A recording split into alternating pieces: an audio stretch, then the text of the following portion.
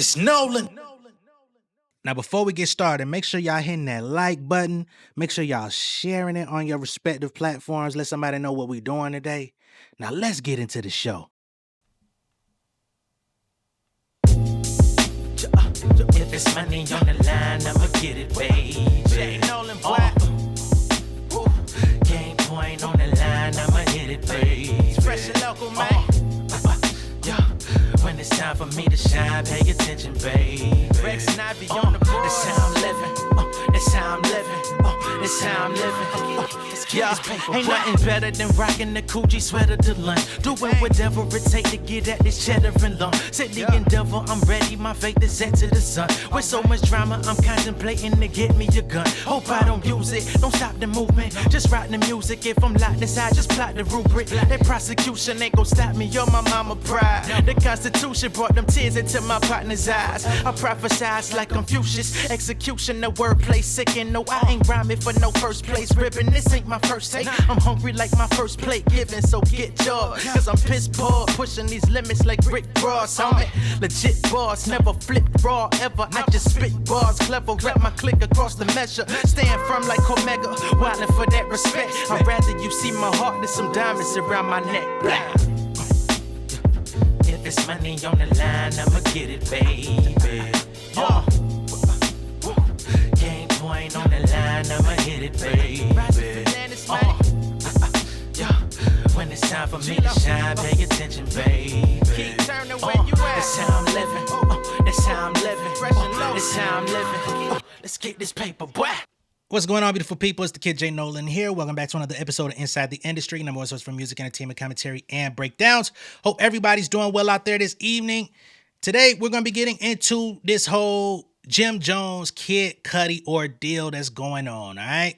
Now, y'all know Jim Jones, he been in a bad position for a minute, man. Like, the past year or two, it's always some bullshit with Jim Jones, whether he jumping out the window doing some or saying some dumb shit, or finding himself beefing with niggas, or finding himself in the freezing cold. I mean, pick your poison.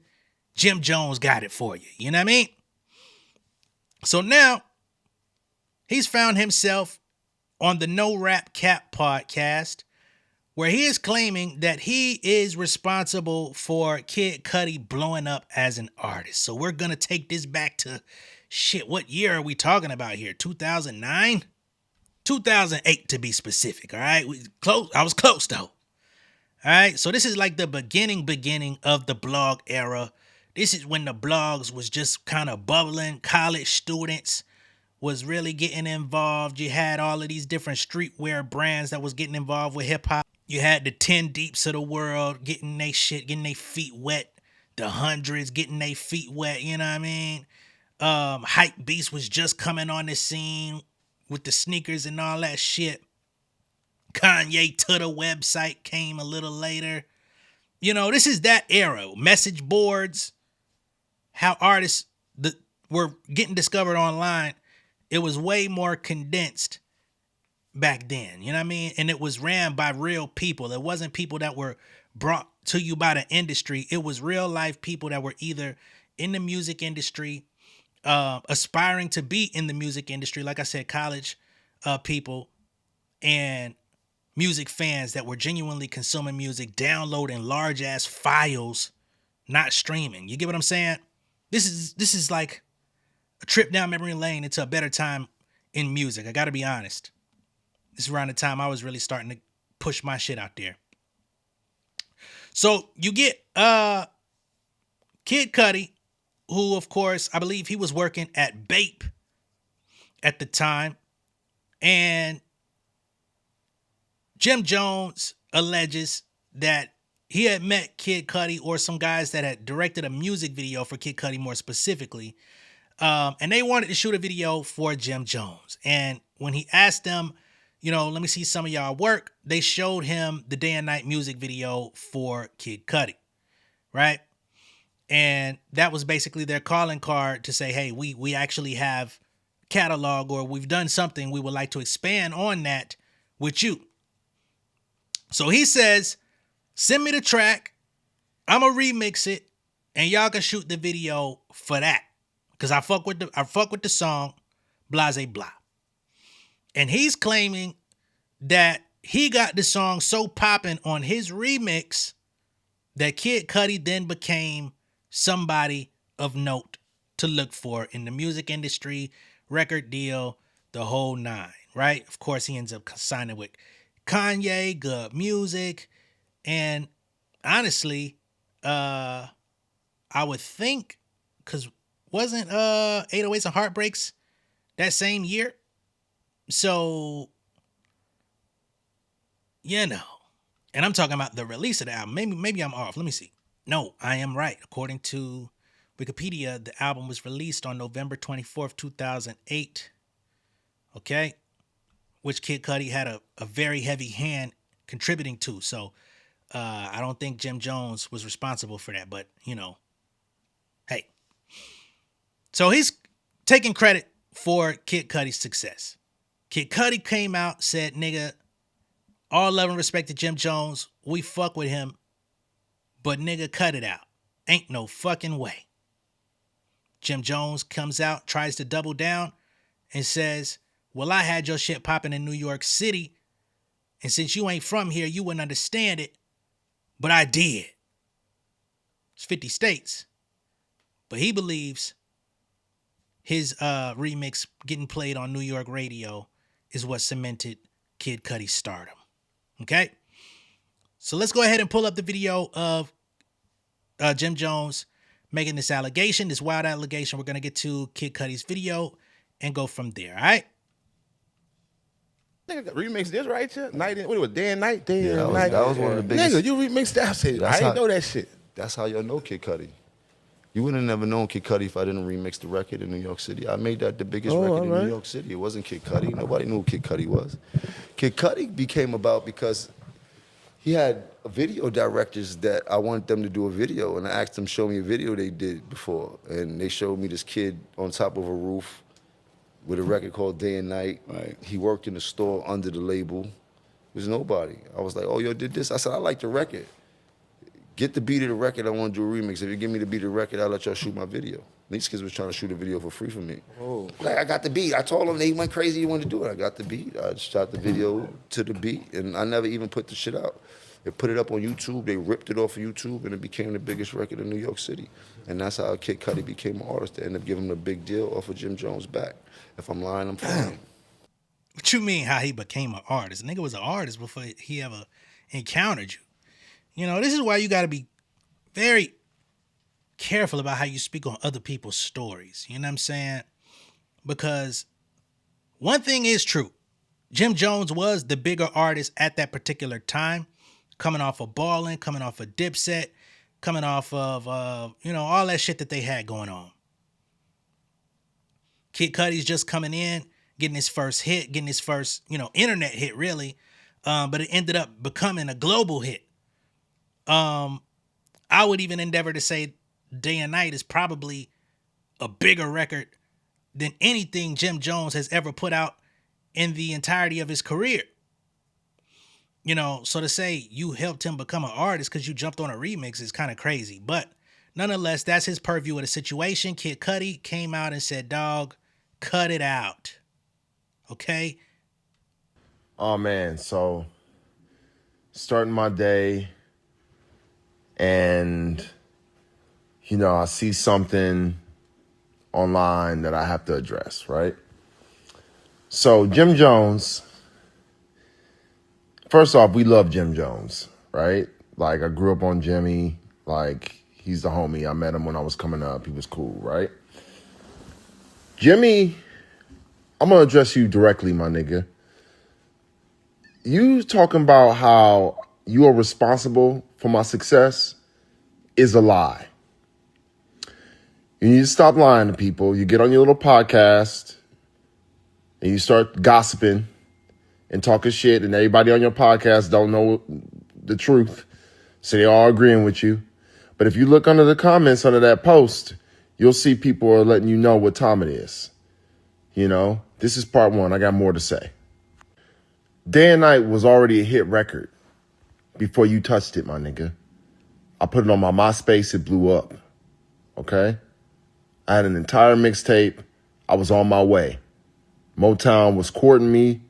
Kanye wanted to sign me. All because of Day and Night, because I put it on my MySpace and it blew up, my nigga. It blew up. I can promise you that Sylvia Rhone did not listen to your remix and say she wanted to sign me. That is not why I have a record deal, bro. Right. Nothing. Because truthfully, if shit was that impactful, Sylvia Rhone would have been listening to Jim Jones' remix, wanting to sign him or buy him out of whatever contract he was with at the time over there at Koch. The hell I'm going to listen to Jim Jones rapping on your goddamn song and say, gimme Cudi. It's supposed to be your remix, nigga. You supposed to be the one popping. I know people do get signed off of remixes and shit, though, if enough people. It used to be a thing. But come on, man. You're talking about is the truth. How do you think I had a music video? I was shooting the music video. I was already on. You saw a hit record and jumped on it, my nigga. Like, you didn't make me, man. You didn't make me. So, like, you got to stop telling these tales, my nigga. Like, you got to stop. I want to shout out everybody that's been in the comments letting this nigga know what the truth is, you know. But it's crazy how people just be trying to, like, take credit for my success. You know what I mean? Like, it's wild, you know?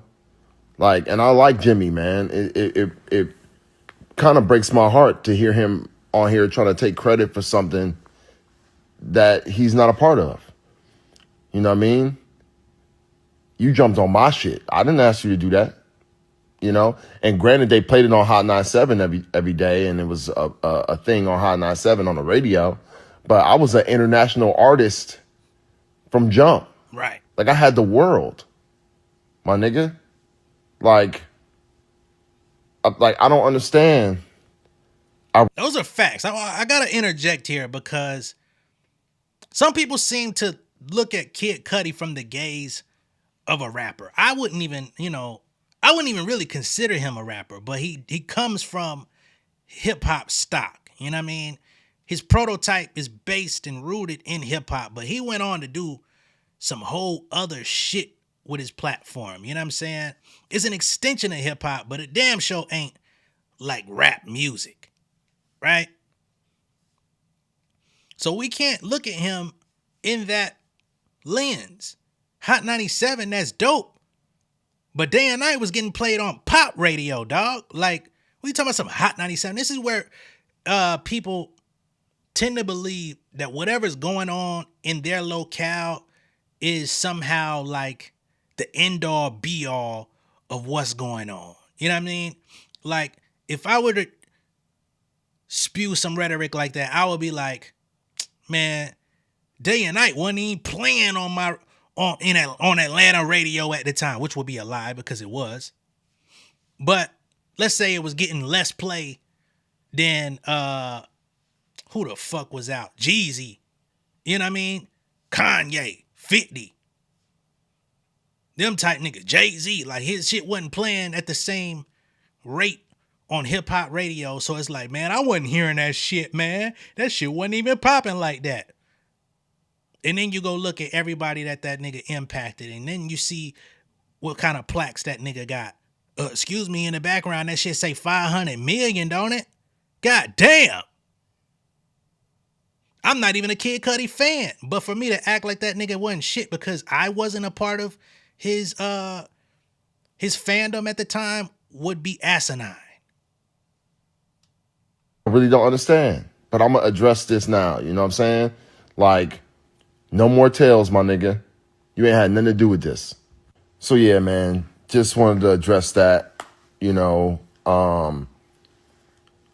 I just know that, like, niggas is trying to erase history. You know what I mean? Niggas is trying to rewrite history. You know, and I'm alive and well, and I'm around to address it. This Jimmy talking about how he's responsible for my success. This comes up every couple years. He's always talking about it, and I've been ignoring it. And now finally I'm gonna say something, you know, because you're not about to be out here trying to like take credit for something that you had nothing to do with, you know? So, yeah. Just wanted to address that, y'all. Now, Jim is also known for telling stories about discovering J. Cole. He claims he had the opportunity to try to sign Cole to Bird Gang or whatever the case may be at the time. And he passed on it because he wasn't street enough. And at the time, he didn't have the foresight to get a nigga that was, you know, more so lyrical, not trying to be, you know, like Dipset so much. You know, he tells that story. So Kid Cudi's not the only person that he tries to, you know, latch on to this early success or whatever. Of course, you could tell the story, but the way he tells it, he puts a lot of spice on it. You know what I'm saying? So with Kid Cudi responding to the situation, Jim Jones came back and doubled down on his stance. So here it goes. And the funny thing is they playing the fucking Jim Jones remix on this shit. I'm going to play a quick snippet of this motherfucker, man. Because y'all let me know if this shit was hitting like that. Especially now that recession's hit. My only answer to my question is you figure it okay, out. Now here's a thought. Man, cut that shit off. Anyway, Jim Jones Capo says, if you're not from New York, you wouldn't understand. That's where you fucked up. LOL.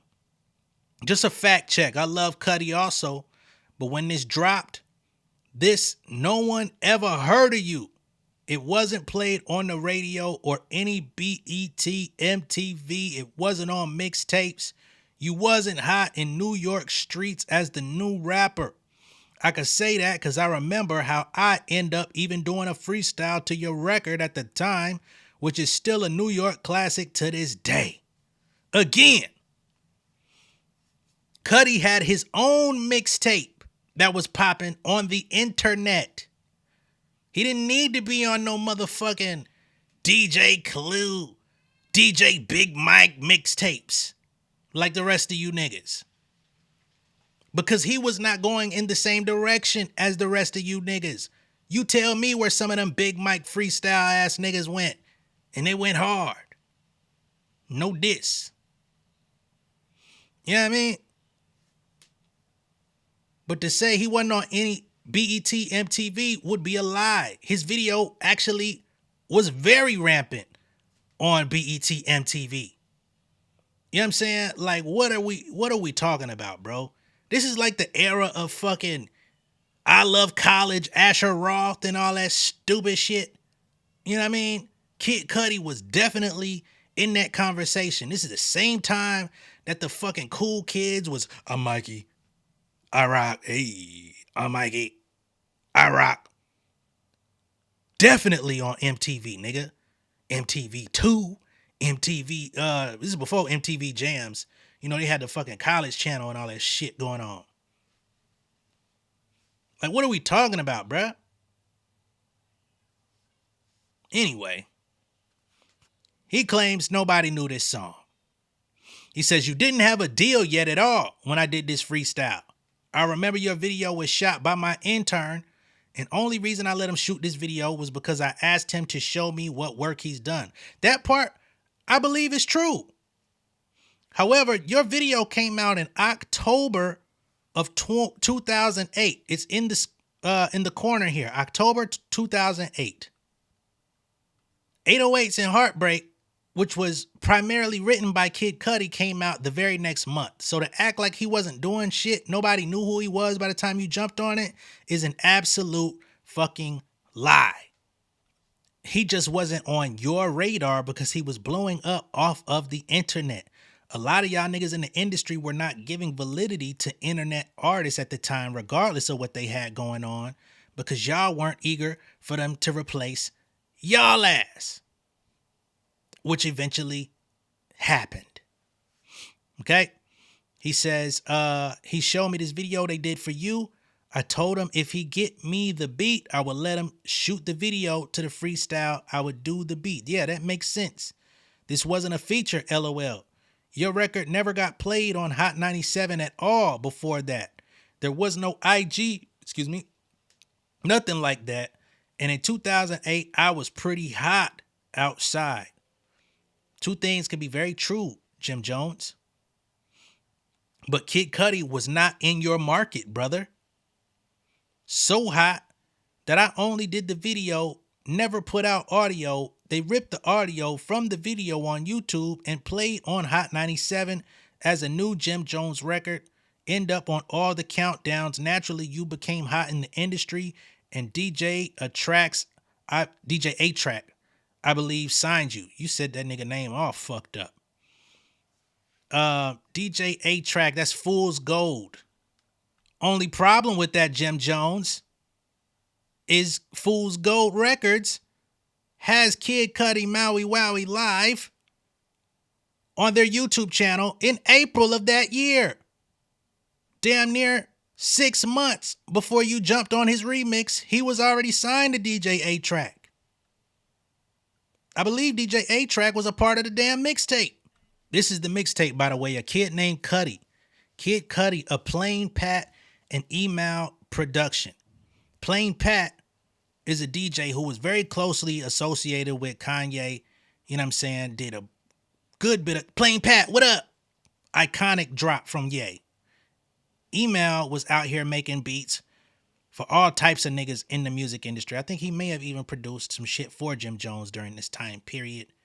So to act like he was some unknown nigga who had no buzz, no nothing, and this tape was released on Fool's Gold, it just goes to show you that you were living in your own reality. You had no knowledge of what Kid Cudi had going on, and because he wasn't a mainstream artist to your knowledge at that point, you thought he was nobody.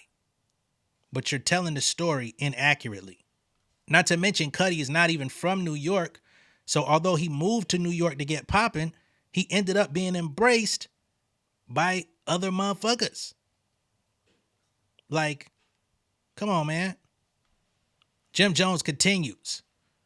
Then y'all put the record out nationally, the original version with just you on it, and you were on fire. The record was already out. He says, I recall vividly, we can call your ex-manager, which is the same person who is my intern and the video director. But we won't have slander on the truth, LOL. Keep me on your Explorer, too easy. Should slap yourself for reading this long-ass essay, LOL. Y'all fall for anything.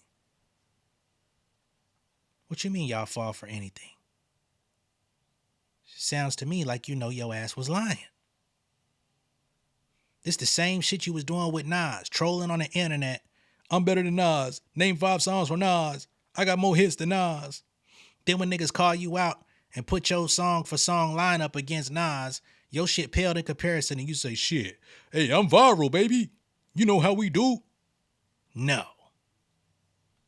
Now, you had a good thing going with Let's Rap About It. I don't know if y'all gonna continue to produce episodes of that shit, but that's about the best lane you got right now, is to get back in the motherfucking studio, put the mic in front of you with Fab, Dave East, and Mano. That is your best look. Anything and everything outside of that has been falling apart, Jim. Watch your conduct. Let me know what y'all think of all this down below in the comments. Be sure to like and share this video. If this is your first time seeing me on YouTube, go ahead and subscribe to the channel, become an insider. I'm going to catch y'all on the next one, man. Peace.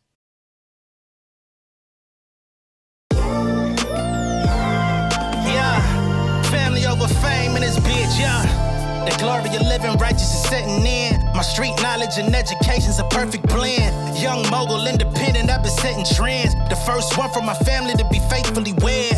Fuck niggas and the horses that they riding on. I see this shit from all angles like a polygon. I'm never politicking, the drama be piling on. Father and great son acknowledged like I'm Bobby Bonds. Conversation with my lady about the paper route. 5 sit bank accounts, every day I make it count. They down talking my commentary for hating now. Well, I can take it cause I'm bodying your favorite now, please. I can do this shit in my sleep. I been writing for these niggas, y'all read it and weep. I been fighting these niggas if you speak on the street. I'll turn your birthday party into New Year's Eve. Don't let me take it there. We ain't playing fair. This the ATL, Southside nigga moving furniture like Wayfair. Life on hold, no insurance for your healthcare. Lifeline gone, so you wanna be a millionaire?